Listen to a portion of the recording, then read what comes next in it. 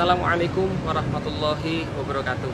Saya Felix Xiao, dan pada saat ini kita ingin menjelaskan sedikit pemaparan tentang selfie, karena ini adalah menjadi sebuah tema yang cukup ramai dibicarakan oleh orang, dan banyak sekali orang-orang yang salah memahami tentang apa yang dibahas tentang selfie. Pertama-tama harus kita lihat bahwa selfie ini adalah sebuah teknik foto di mana orang-orang menggunakan dirinya sendiri untuk mengambil gambarnya sendiri, baik lewat tangannya sendiri ataupun lewat alat-alat yang lain. Maka proses pengambilan gambar inilah yang disebut dengan selfie. Maka selfie berbeda dengan orang yang mengambilkan gambar atau orang yang berfoto dengan orang lain sebagai kameramannya. Nah, maka kita sikapi kemudian seperti apa Islam kemudian memandang selfie ini. Karena memang di dalam Islam segala hal itu dijelaskan dan segala hal punya hukumnya. Pertama-tama yang bisa kita lihat, dilihat dari segi penelitian, maka selfie ini adalah termasuk bagian daripada penyakit atau daripada gangguan jiwa. Mengapa? Banyak sekali jurnal-jurnal psikologi yang menyampaikan bahwa segala sesuatu memang perbuatan yang overdosis, termasuk selfie ini mengandung narsistik yang sangat besar sekali, dan ini adalah bagian daripada penyimpangan, bagian daripada gangguan jiwa. Tatkala kita melihat atau kita ingat seorang narsisus, di mana dari namanya narsis ini kemudian diambil, dia terobsesi dengan dirinya sendiri, memperhatikan dirinya sendiri, kagum terhadap dirinya sendiri.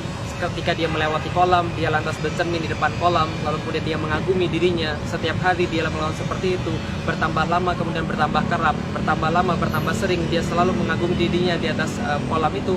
Lama-kelamaan, saking kagumnya dia terhadap dirinya sendiri, maka dia kemudian tercebur di dalam kolam itu kemudian meninggal. Prosesnya sama, ketika orang melakukan selfie, jurnal psikologi menyampaikan kepada kita bahwa ini adalah sejenis daripada gangguan jiwa atau gangguan orang-orang yang memang secara psikologis ada.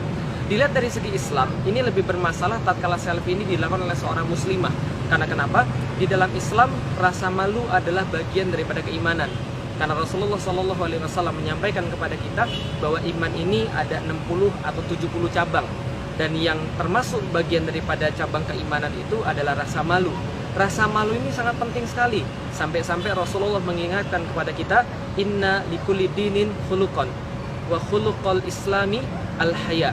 Bahwa setiap agama ini memiliki akhlak-akhlak mereka tertentu, dan tentu akhlak daripada Islam adalah rasa malu. Oleh karena itu seorang perempuan, seorang muslimah dituntut untuk memperhatikan rasa malu ini. Tapi apa yang terjadi ketika seseorang melakukan selfie yang sekarang? Bukan lagi teknik foto yang mereka tunjukkan, tapi yang mereka tunjukkan adalah bagaimana memperoleh mimik-mimik muka dengan berbagai pose, menunjukkan wajah-wajah mereka, sehingga itu adalah menarik bagi orang lain. Mereka mati-matian membuat diri mereka merasa cantik atau dibilang cantik, mati-matian mereka tewas-tewasan cari perhatian agar kemudian mengundang like, mengundang komentar. Ini yang mereka inginkan. Kemudian ada 9 kotak, kemudian masing-masing dengan mimik muka pose yang berbeda-beda, dengan wajah yang diunyu-unyuin, dikiut-kiutin, kemudian wajah yang dimonyong-monyongin. Inilah bagian daripada tadi penyakit. Karena kenapa? Mereka desperately mencari perhatian. Ini yang kita lihat pada fenomena selfie yang sekarang. Padahal di dalam Islam, seorang wanita diperintahkan untuk menundukkan pandangan mereka, bukan mencari perhatian. Allah katakan di dalam Al-Quran, a'udzubillahi minasyaitonirrajim, bismillahirrahmanirrahim, wa kullil mu'minat yakhdudna min absarihinna wa yahfazna furujahunna wa la yubdina zinatahunna illa ma zahara minha. Allah katakan kepada para perempuan, wahai orang-orang, katakan kepada orang-orang yang mukminat, perempuan-perempuan yang beriman, hendaklah mereka menundukkan pandangan mereka, hendaklah mereka melindungi diri mereka daripada fitnah-fitnah, menjaga kemaluan mereka. Ini yang Allah perintahkan kepada para wanita. Bukannya malah sebaliknya, mengumbar aurat mereka, mengumbar kecantikan mereka, mengumbar fisik mereka dengan selfie ataupun tindakan-tindakan yang lain, yang ujung-ujungnya adalah mencari kenikmatan dan kepuasan fisik belaka. Ini jelas sekali kemudian diperintahkan di dalam Islam untuk dijauhi dan tidak dilakukan oleh seorang wanita. Yang berikutnya, ketika kita melihat selfie, ini adalah sebuah perbuatan yang pasti terkandung amalan hati di dalamnya. Yang kita khawatirkan bahwa selfie ini berujung pada takabur, berujung pada sifat riya, dan yang paling sedikit adalah sifat ujub. Kita tidak mengatakan bahwa setiap selfie pasti takabur, pasti riya, pasti ujub. Tidak. Kita tidak pernah mengatakan pula bahwa selfie ini haram, karena kita kembalikan pada hukum asal berfoto adalah mubah, boleh. Maka selfie pun boleh-boleh saja.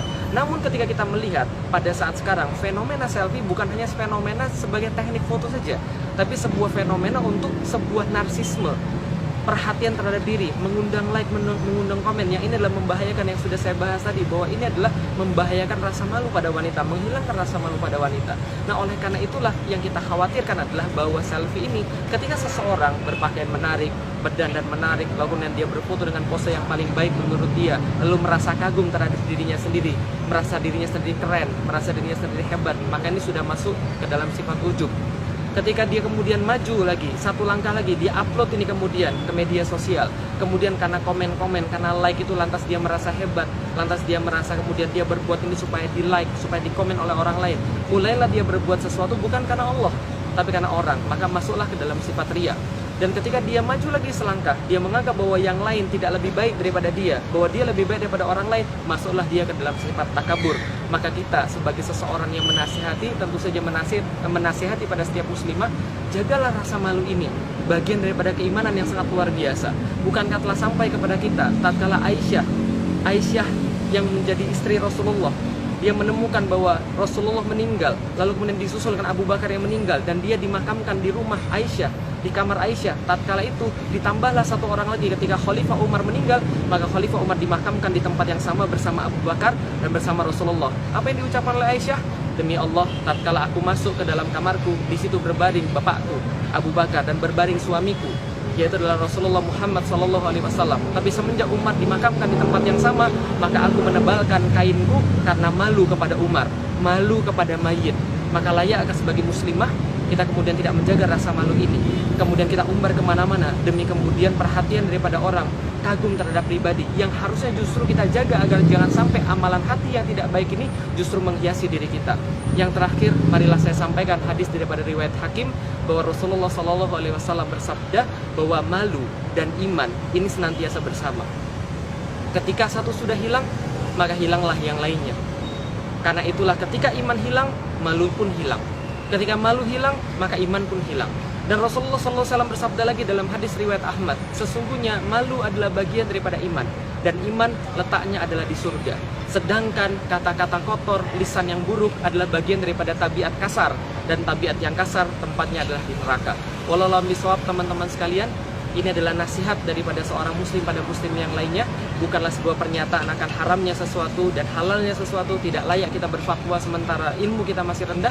Tidak, ini hanyalah nasihat daripada seorang muslim pada muslim yang lainnya, terutama bagi diri saya sendiri, terutama bagi diri saya pribadi yang sedang merekam ini untuk Anda semua. Tapi saya juga tidak mengerti, saya juga tidak bisa menjamin apakah saya ikhlas 100%, apakah ada ujub, apakah ada riya, apakah ada takabur. Tapi saya berlindung pada Allah Subhanahu wa Ta'ala, dan mudah-mudahan teman-teman sekalian juga memperhatikan ini supaya kita juga menjadi seorang muslim yang sejati, menjadi seorang muslim yang sempurna. Karena innamal a'malu binniyat, sebuah amal tergantung pada niatnya. Mari kita kemudi niat kita dengan yang baik dan mudah-mudahan berakhir pada yang baik. Terima kasih. Assalamualaikum warahmatullahi wabarakatuh.